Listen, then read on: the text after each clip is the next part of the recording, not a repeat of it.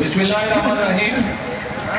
আজকে এই কৃষক কার্ড প্রধান অনুষ্ঠানে সম্মানিত সভাপতি, মঞ্চে উপস্থিত বাংলাদেশ জাতীয়তাবাদী দল বিএনপির সিনিয়র যুগ্ম মহাসচিব জনাব রিজভী আহমেদ, মঞ্চে উপস্থিত অতিথিবৃন্দ, আমার সামনে উপস্থিত অতিথিবৃন্দ এবং প্রিয় ভাই ও বোনেরা, সকল উপস্থিতিবৃন্দ, আসসালামু আলাইকুম।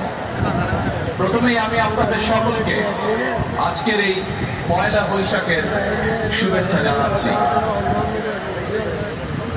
সকল উপস্থিতিবৃন্দ, এই যে পয়লা বৈশাখ আজকের এই অনুষ্ঠানটি কি, কেন পয়লা বৈশাখ, কিভাবে আসলো, নিশ্চয়ই অনেকেরই আপনাদের ধারণা আছে। যদিও বর্তমানে এটি একটি সামাজিক অনুষ্ঠানে রূপ নিয়েছে, কিন্তু পয়লা বৈশাখটি আসলে আমাদের এই বাংলাদেশের কৃষকদের সাথে সম্পর্কিত। এই কৃষির ক্ষেত্রে হোক, ব্যবসা বাণিজ্যের ক্ষেত্রে হোক, কৃষকরা তাদের যে হিসাবের খাতা, এই খাতাটি নতুন করে খুলতেন, সেখান থেকে এই পয়লা বৈশাখটি এসছে, এই পয়লা বৈশাখের অনুষ্ঠানটি এসছে। এবং সে কারণে যেহেতু পয়লা বৈশাখের মূল বিষয়টি আমাদের কৃষক ভাইদের সাথে জড়িত, কৃষানী বোনদের সাথে জড়িত, সেই জন্যই আমরা কৃষক কার্ড প্রদানের যে অনুষ্ঠান, আমাদের যে কমিটমেন্ট, যে প্রতিশ্রুতি আমরা এই দেশের মানুষের সামনে দিয়েছিলাম, সেটির আমরা আজকে উদ্বোধন ঘোষণা করলাম, বা উদ্বোধন কার্য আমরা আজকে শুরু করলাম ইনশাআল্লাহ।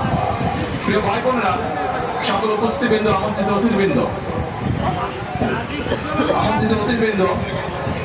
আপনারা এর মধ্যেই জেনেছেন এখানে অনেক গরম, আজকে খুব রোদ, গতকাল বৃষ্টি হচ্ছে, সবকিছু নিয়ে অনেক গরম। এই সামিয়ানের নিচে আমি সংক্ষেপ রাখবো আমার বক্তব্য, যাতে কষ্ট হচ্ছে, ইনশাল্লাহ আপনাদের তাড়াতাড়ি আমরা মুক্তি দিয়ে দিব এই অনুষ্ঠান থেকে।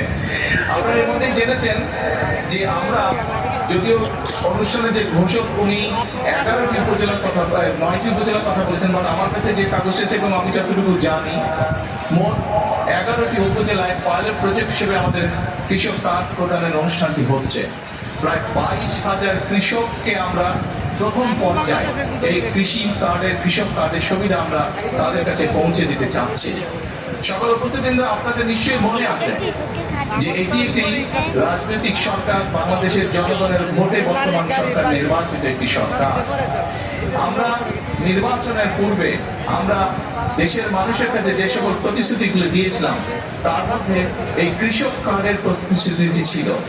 এর বাইরেও আমরা বলেছিলাম যে কৃষকদের, বিশেষ করে যাদের 10,000 টাকা পর্যন্ত কৃষি ঋণ ছিল, 25শে ফেব্রুয়ারি পর্যন্ত সেই কৃষি ঋণের সুদ সহ 10,000 টাকা কৃষি